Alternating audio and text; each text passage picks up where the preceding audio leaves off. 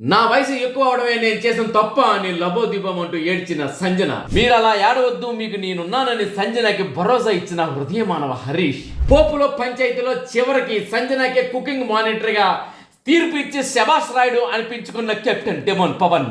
Nomination ప్రక్రియలో వీరోచితంగా ఆడి గెలిచిన సుమన్ సంచాలకుడిగా మరోసారి శభాష్ అనిపించుకున్న పవన్. హాయ్ హలో నమస్తే, నేను ఎస్ఎస్ పట్నాయక్. చూస్తూనే ఉండండి పెమ్స్ టీవీ. షేర్ చేయండి, లైక్ చేయండి, సబ్స్క్రైబ్ చేయండి, గంట సింబల్ని కొట్టడం మర్చిపోకండి. ఎందుకంటే అప్డేటెడ్ న్యూస్ తొందరగా మీ దగ్గరికి రావాలంటే మీరు తప్పనిసరిగా గంట సింబల్ కొట్టాలి, సబ్స్క్రైబ్ చేయాలి. మాకు మీరు అలా చేయటం వల్ల ఎంతో ఎంకరేజ్ అవుతుంది. మేము కూడా మరెన్నో విషయాల్ని తొందరగా మీకు చేరుస్తాము.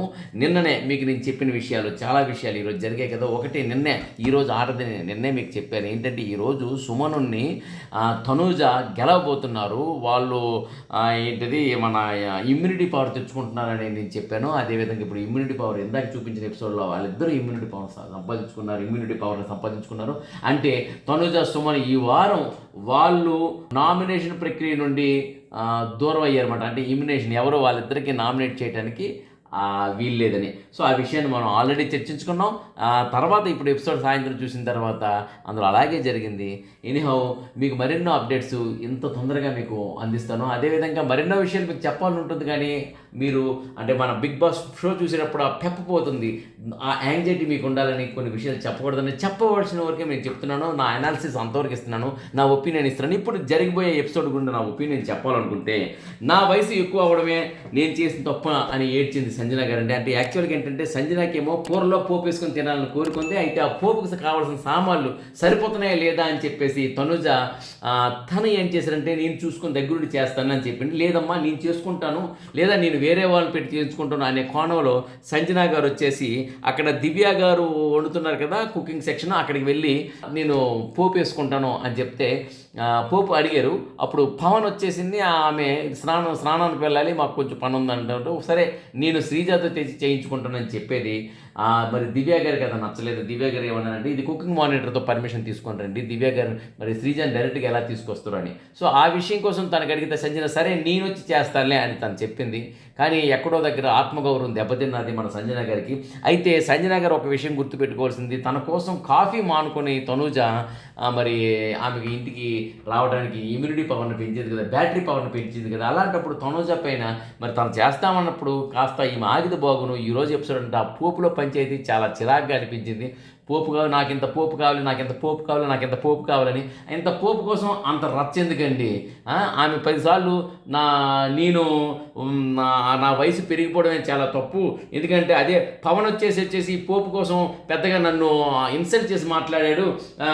అది నేను ఇక్కడ ఇంకా బయటికి వెళ్ళి నేను టెనెంట్స్తో పాటు తింటానని చెప్పి ఆమె అలిగిలి కూర్చొని తర్వాత అలగ తీర్చే కోణంలో ఎంతమంది ప్రయత్నం చేసిన పవన్ అనే వ్యక్తికి ఇలా ఈ పోపు అడిగితే రీతుకి తనే సొంతంగా పోపిస్తాడు కదా, దివ్యకైనా తనే సొంతంగా పోపిస్తాడు కదా, సంజనకైనా తనే సొంతంగా పోపిస్తాడు కదా, శ్రీజకైనా తన సొంతంగా పోపిస్తాడు కదా. ఎందుకంటే వాళ్ళు చిన్న వయసు వాళ్ళు, నేను అమ్మ వయసు కదా, నేను అమ్మ కదా, వాళ్ళ అమ్మాయిని కాదు కదా. అమ్మాయికి అయితే తనే సొంతంగా పోపిస్తాడు, నాకు ఇంత పోపు కావాలంటే ఆయన ఇవ్వట్లేదు, ఐ వాంట్ పోపు అని చెప్తూ పోపులో పనిచేసి పెడితే మొత్తానికి అది రచ్చ రంబోలా అయింది.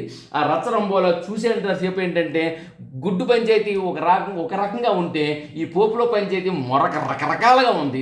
ఇందులోని తనుజ కూడా ఏంటంటే చాలా విషయాల్లో తనుజమ్మ ఎంతవరకు ఇదవుతుందంటే మిగతా అంటే ఇమాన్యులు కూడా ఒక విషయంలో అన్నాడు, ఒక దగ్గర మాట్లాడుతున్నప్పుడు పెద్దగా అరుచుకుంటూ వస్తుంది తనుజ అంత అరుస్తావు ఎందుకు, మెల్లగా మాట్లాడవచ్చు కదా అన్నారు. ఎందుకు తనుజ మాట్లాడితే విషయాలు అరవటం అనేది అంటే ఇరిటేషన్ అనేది మొట్టమొదటే హరీష్ చెప్పారు ఫస్ట్ వీక్లోనే. ఆమె ఏ మాట అన్నా ఇసుక్కుంటూ చేస్తుంది, కొంచెం చిరాకుగా ఫేస్ పెడుతుంది అని చెప్పేసి దాంట్లో అప్పుడున్న పరిస్థితుల పట్టు పీరియడ్స్ అది ఇది అని చెప్పి ఏవో డిస్కషన్స్ జరిగాయి. అలాగని చెప్పేసి ఓకే అనుకున్నాం, కానీ మళ్ళీ 2వ వారం 3వ వారం 4వ వారం కూడా జరిగింది కదా. మరి ఆ విషయం మనం డిస్కషన్ చేయడం కూడా కరెక్ట్ కాదు. కానీ బట్ ఏంటంటే అప్పుడున్న టాపిక్ ప్రకారం ఆమె చిరాకుగా ఉంది. ఆ కారణాలు ఉమెన్ ప్రాబ్లమ్స్ అని చెప్పారు కానీ బట్ ఉమెన్ ప్రాబ్లం అలా కొనసాగవు కదా.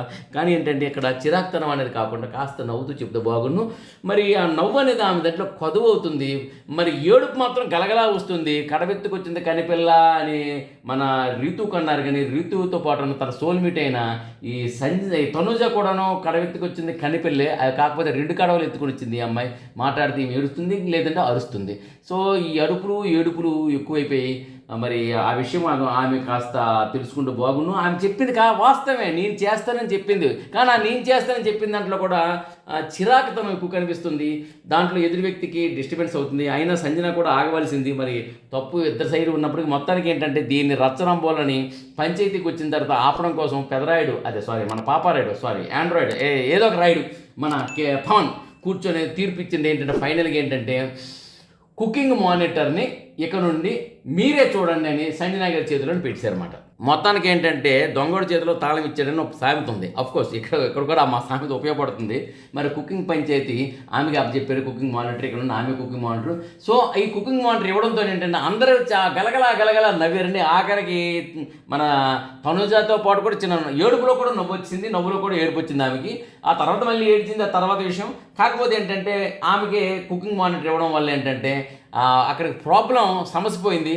సో కెప్టెన్ డిమాండ్ పవన్కి ఒక ప్రాబ్లంకి సొల్యూషన్ ఎలా తీసుకురావాలనే విషయంలో ఈరోజు నిష్ణాతుడు అయ్యాడని చెప్పుకోవచ్చు. ఎందుకంటే ఎక్కడ ప్రాబ్లం ఉందో అక్కడే సొల్యూషన్ ఉంటుంది, దాన్నే సొల్యూట్ చేసి సరిపోతుంది. ఎందుకంటే చూస్తున్నంతసేపు నాకు ఏమనిపించిందంటే అరే మరి ఫుడ్ దగ్గరే వస్తుంది కదా ప్రాబ్లం, ఆ ఫుడ్ ఇన్ఛార్జ్షిప్ ఆమెకి అప్పచెప్పిస్తే పోలా అని అనుకున్నాను. మొత్తానికి ఏంటంటే అదేవిధంగా తను ఆలోచించి ఆ నిర్ణయం తీసుకొని అందరిచే శభాష్ అనిపించుకున్నాడు. ఆ తర్వాత ఇంకా ఈ పోపులో పంచాయతీలో భాగంగా ఆమె ఏడుస్తుంటే నాకు ఈరోజు చాలా ఆనందమైన విషయం ఏంటంటే అండి, సీరియస్గా ఉన్నా సరే గెలుచుకుంటూ ముందుకు వస్తున్నాడు హరిత హరీష్. కానీ ఈ వారం నామినేషన్లోకి వచ్చిన దర్జాగా అత్యధికంగా ఓటింగ్ పడుతుందని మాత్రం నేను చక్కగా చెప్పగలను. హరిత హరీష్లో ఈరోజు నవ్వుమోహం కనిపించింది. అదేవిధంగా తను వేసిన జోకులు చలో అది ఏంటిది విరుపు మాటల్లో కూడా చలోక్తులు కనిపించాయి. అది చూస్తే మీకు తెలుస్తుంది. చిన్నగాను తన పని తను చేసుకుంటూ పోతున్నాడు. ఆఖరికి సంజన గారు వచ్చేసి ఏడుస్తూ ఒంటరిగా కూర్చుంటే దగ్గరకు వచ్చి మీరు అలా ఏడవద్దు, మీరేమైనా మాట్లాడుకోవాలంటే నాతో మాట్లాడండి, మన మధ్య గొడవలున్న తర్వాత విషయం, మీకు నేనున్నాను, మీ బాధను నాతో పంచుకోండి, మీకు నేనున్నాను అనే పదం కూడా ఉపయోగించి ఆమెకు భరోసా ఇచ్చాడు హరిత హరీష్. మళ్ళీ హరిత హరీష్ కూడా ఎలా అన్నాడంటే అక్కడ గొడవ వేరు హరీష్, ఇక్కడ నేను హృదయ మానవ, ఓకే గుర్తుపెట్టుకోండి, నేను హృదయ మానవుణ్ణి అంటే హృదయం ఉన్న మానవుణ్ణి అంటూ ఆమెకి చెప్పడం వల్ల ఇక్కడ చూస్తున్న ఆడియన్స్కి కూడా హృదయ మానవుడు హృదయాన్ని కనెక్ట్ అయ్యాడు.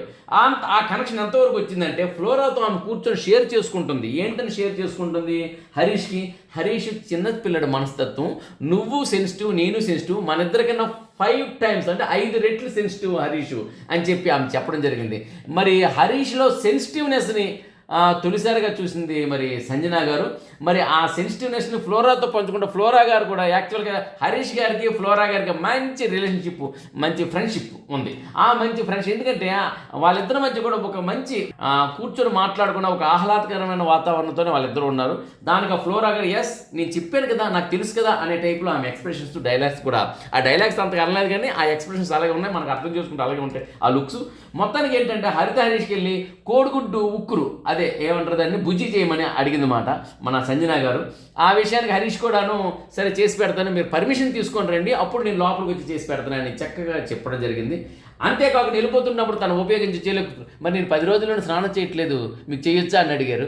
సో అంటే ఏంటంటే ఆయన 3 రోజుల నుండి ఒకే కోట్ వేస్తున్నారని మన నాగార్జున గారు చెప్పారు కదా, ఎలా అంటే ఆ బ్యాడ్ స్మెల్ వస్తుందని చెప్పేసి దాంతో ఆయన చొలకు తెలిసి మళ్ళీ వెళ్ళిపోతుంది. ఎందుకైనా మంచిదని ఒక స్ప్రే బాటిల్ తీసుకొని ఆయన అని వేసుకొని అదేంటంటే ఇదేనండి ఒక హరిత హరీష్ నుండి చిన్నవే ఈ చిన్నవే మనకు నవ్వు తెప్పిస్తుంటాయి. మరి ఇన్నాళ్ళంతా అది మిస్ చేసేది హరిత హరీష్. మళ్ళీ ఇప్పుడు ఏంటి హరిత హరీష్ మెల్లగా వాటిని తీసుకుంటూ వస్తున్నాడు. చాలా ఒక శుభ పరిణామమే. ఇలా హరిత హరీష్ కొనసాగితే మాత్రం టాప్ 5 కంటెస్టెంట్స్లో ఒకటిగా టాప్ 3లోనే ఉంటాడని నేను ఖచ్చితంగా చెప్పగలను. ఎందుకంటే ఇప్పటికి కూడా హరిత హరీష్ ఎంత చేసినా ఎంత మూడీగా ఉన్నా సరే జనాలు ఆయనకు ఓట్లు వేస్తున్నారు. ఇది మెయింటైన్ చేస్తే హృదయమాడు అనిపించుకుంటే, ఎందుకంటే నాగార్జున గారు కూడా చెప్పారు ఇంట్లో వాళ్ళని మీరు గెలుచుకోవాలి, బయట వాళ్ళని గెలుచుకోవాలి, మీ ప్రేమను పంచాలి, ఆ తర్వాత మీరు ప్రేమను పొందగలరని. ఇప్పుడు హరిత హరీష్ ప్రేమ పంచడం అనేది సంజన గారి దగ్గర నుండి ప్రారంభమైంది అనుకుంటాను. సంజన గారితో తొలి శత్రువు ఎవరంటే ఫ్లోరా. ఆ ఫ్లోరా ఈరోజు శత్రువు కాస్త జిగిరి దోస్తులకి ఏర్పడ్డారు. ఇలా చూస్తుంటే నెక్స్ట్ వీక్ సంజనకి ది బెస్ట్ ఫ్రెండ్ హరీష్ అవుతాడని నాకు అనిపిస్తుందండి. నో డౌట్ అని కూడా అనిపిస్తుంది. ఎందుకంటే ఆమె చిన్నపిల్లలాగా నేను ట్రీట్ చేస్తున్నాను, ఆమె అనుకుంటే చాలా అలా ట్రీట్ చేయడం మొదలు పెడుతుంది. సంజనని ఎలా బొట్టలో వేసుకుందో అది తన మంచితనంతో, హరీష్ని కూడా తన మంచితనంతో మంచి ఫ్రెండ్షిప్ ఏర్పడుద్దని ఎదురు చూస్తున్నాం. మిగతా వాళ్ళు కూడా ఎదురు చూస్తున్నారు, నో డౌట్. ఎందుకంటే మిగతా వాళ్ళు కూడా వాళ్ళిద్దరూ తిట్టుకోవాలి కొట్టుకోవాలని లేదు, కాకపోతే వాళ్ళిద్దరు ఫ్రెండ్షిప్ అయిపోతే ఎలా ఉంటుందో హౌస్ అని ఆలోచిస్తున్నాను. ఆ తర్వాత విషయం ఇక నామినేషన్ ప్రక్రియలో వీరోచితంగా ఆడి గెలిచారు సుమన్. నేను ఆల్రెడీ మార్నింగ్ చెప్పాను సుమన్ గెలిచారని, కానీ ఇప్పుడు నేను చెప్తుంది ఏంటంటే వీరోచితంగా ఆడి గెలిచారండి. ఎలా ఆడి గెలిచారంటే మిగతా వాళ్ళందరూ కూడాను బాక్సులు బద్దలు కొట్టలేక వాళ్ళు ఫెయిల్ అయిపోయారు, కానీ అన్ని బాక్సులు బద్దలు కొట్టాడు మన సుమన్ అండ్ దివ్య నిఖిత.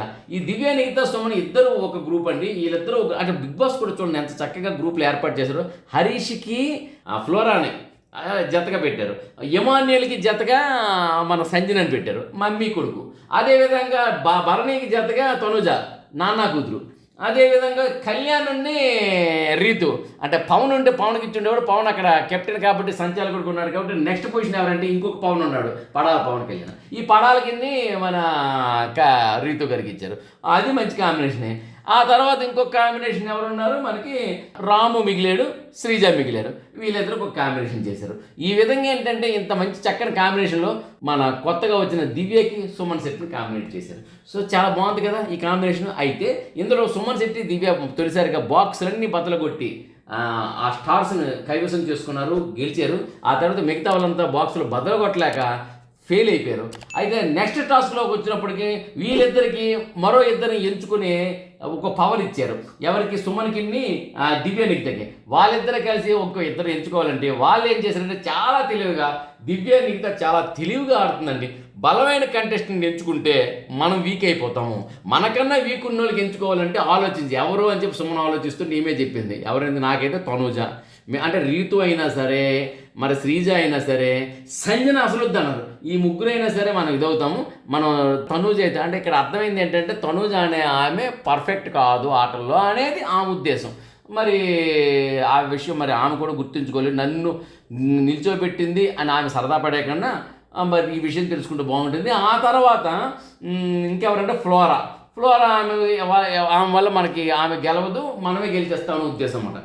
ఇలా ఈ నలుగురు నిల్చున్నాక టాస్క్ జస్ట్ చేంజ్ అయింది. ఎందుకంటే బయట వాళ్ళు వచ్చి వాళ్ళకి బిడ్జెస్కి ముందుకు వెళ్ళడానికి కొన్ని ప్లేట్స్ ఇవ్వాలన్నమాట, అవి పెడతారన్నమాట.